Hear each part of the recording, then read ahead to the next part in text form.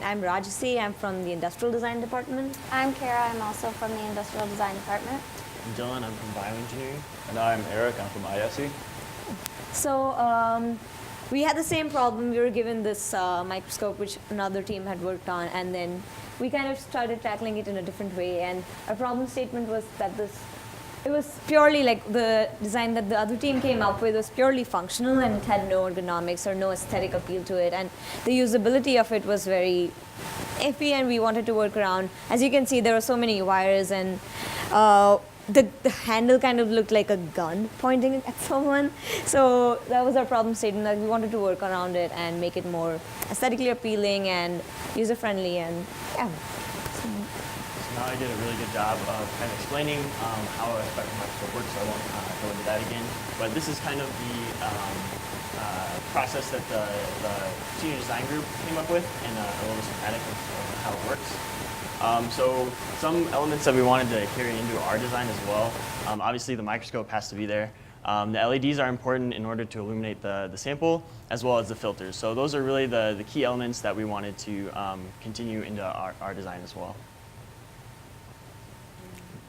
The original prototype, and we kind of identified some problems that we had in this. So if you can see the handle, first of all, it's the big clunky handle is basically useless. Like, you don't need such a big handle.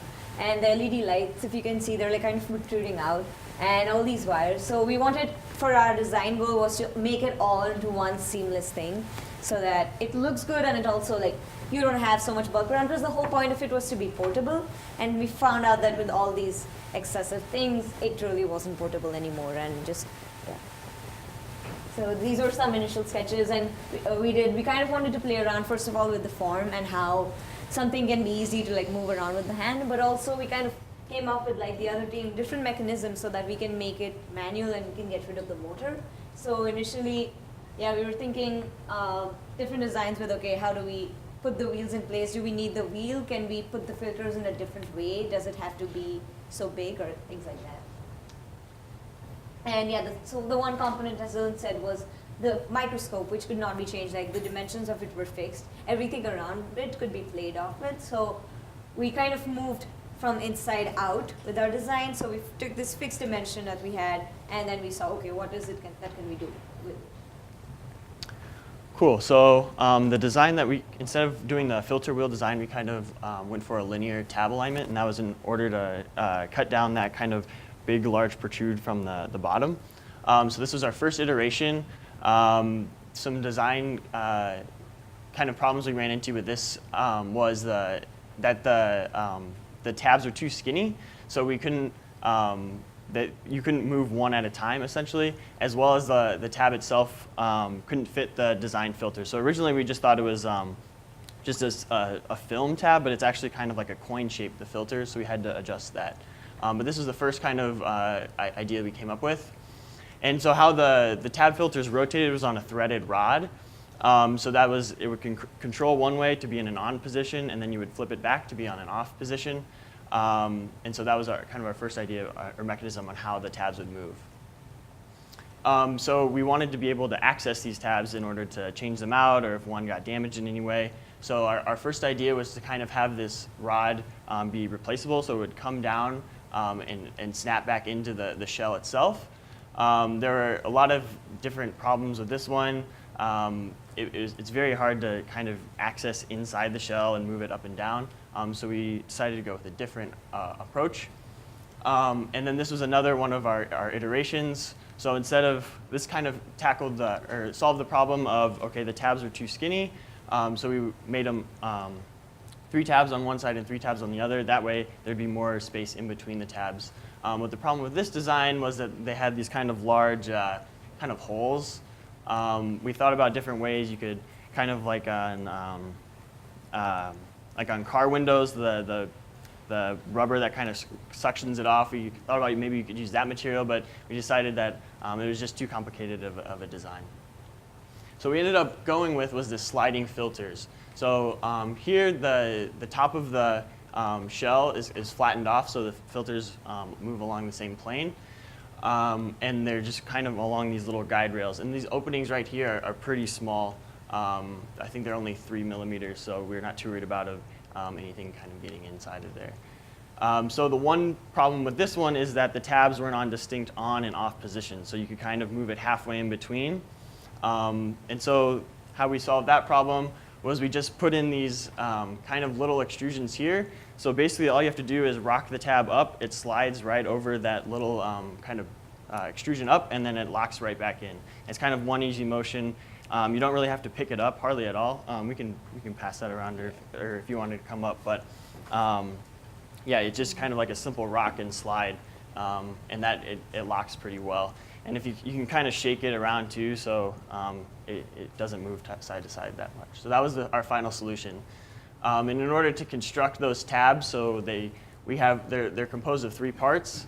The first is the top, where you kind of interact with the tab, and then the bottom has 2 components that just fit over the coin filter. I think with talking about the tab design, our first iterations were just making the design, and I think the second iterations were, okay, our vision would be ultimately to have something that people can, it can be 3D printed, like it doesn't have, like, we could easily 3D print it and it could be functional. So how do we use that 3D printing and also make it usable at the same time? So if it was manufactured, probably the tabs would come in preloaded, but if you had to self-assemble it, that's what we did, was, we made it into 3 parts so that we could put the filter in, close it up, put it inside the sliding thing, and lock it from the top. So just a summary. Yeah, so as we were going through those different iterations of the tab design, we were simultaneously looking at how this could be portable and handheld, but also how it could be stable on a tabletop or wherever it would be used. So we were looking at different options for a stand that could possibly even be kind of snapped together, so you could make it as long or as short as you wanted it to be. So this is kind of the final version of what we came up with. It's leaking a little bit, so I wouldn't pass it around.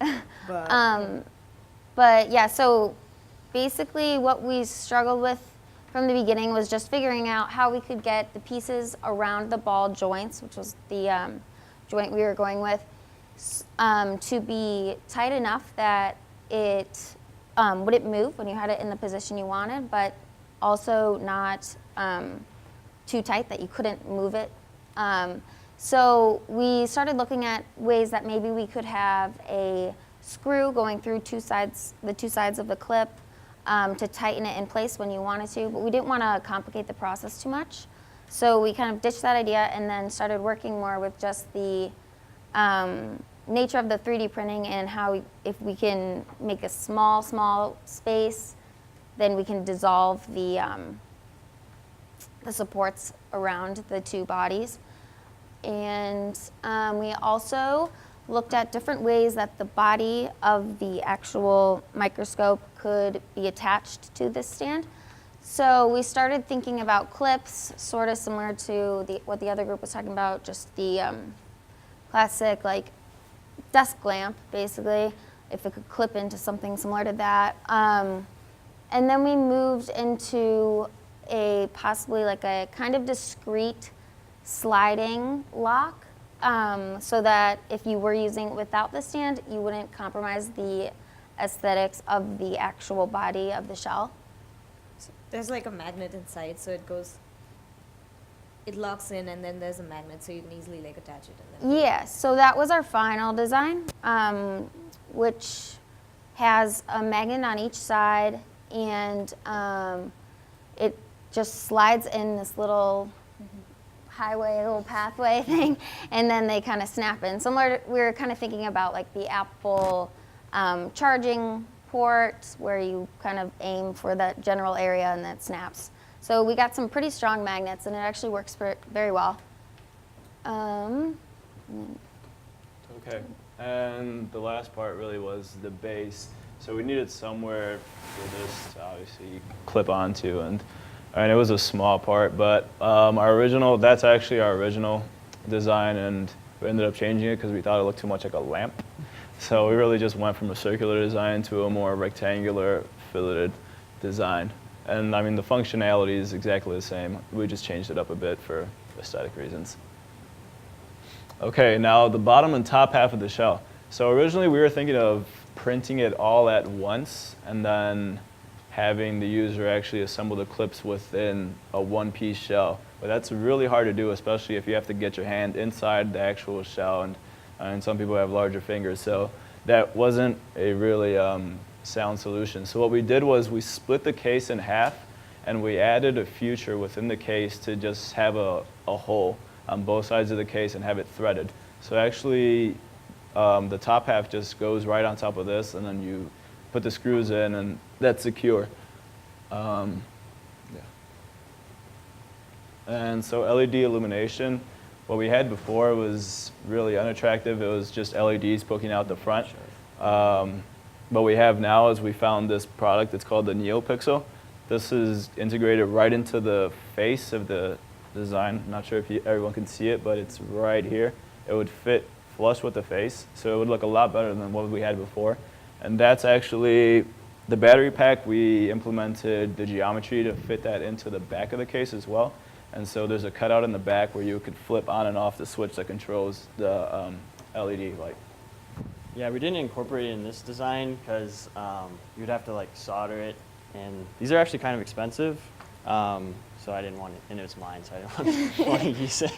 But yeah, you don't necessarily have to use this NeoPixel. It was just kind of the design inspired. So any LED ring kind of structure would fit right in there, and it perfectly kind of goes around the magnification sight, so it illuminates the sample.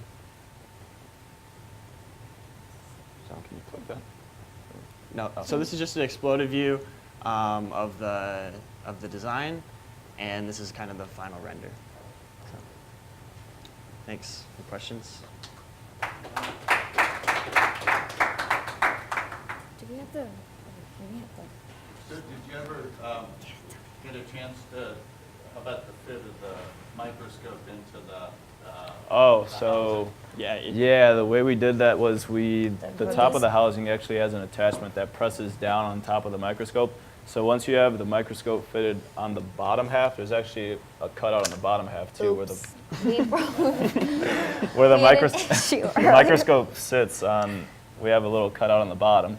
So you sit it on the bottom first, and then you put the top half on top, screw it down, and the tolerance is tight enough where it'll stay in place. It stays in place, and then there's this cutout for the focus, the magnification, so you can easily do that. And it's offset just because of the tabs? Yeah, Yeah. that's a. Yep, that's the only reason. And that works with the microscope as well? Yep. It sits in there? Yeah. And So just overall, if you're like, if you can compare from this design to this elegant, sleek-looking modern design, I guess that's what you're aiming for. Let's And just- I guess one thing we were kind of worried about is like, oh, is it going to be too far away, like in terms of all those filter tabs? And we tested out, or I tested out this afternoon, and it worked. So that was kind of the one kind of question mark. I mean, the filter tabs move backwards and forwards. It's a little, I mean, on the model, it's a little wibbly wobbly. Is there a kind of missing detail? Well, we actually kind of just added that recently. So it's with the printing and 3D printing, we've had to print and reprint a couple of times just for small details in terms of the tolerance of the joints and also the tabs. So that would definitely be something that we would want to adjust. We just don't. We tried fixing it again actually yesterday and reprinting the tabs. And so it works better, but there's definitely things we can still improve. I think you want the kind of smooth action that kind of snaps in at one end. Maybe like a slightly arc piece in the middle. And because they're kind of cantilevered there, they're always going to be a little floppy. I wonder if down below there couldn't be some kind of support rails or something that would keep them in place more so they wouldn't wobble back and forth. But I don't think that would take much. Yeah, there's a lot of room on the bottom shell, so we can always incorporate that and have it move more smoothly. Okay. Any questions? All right.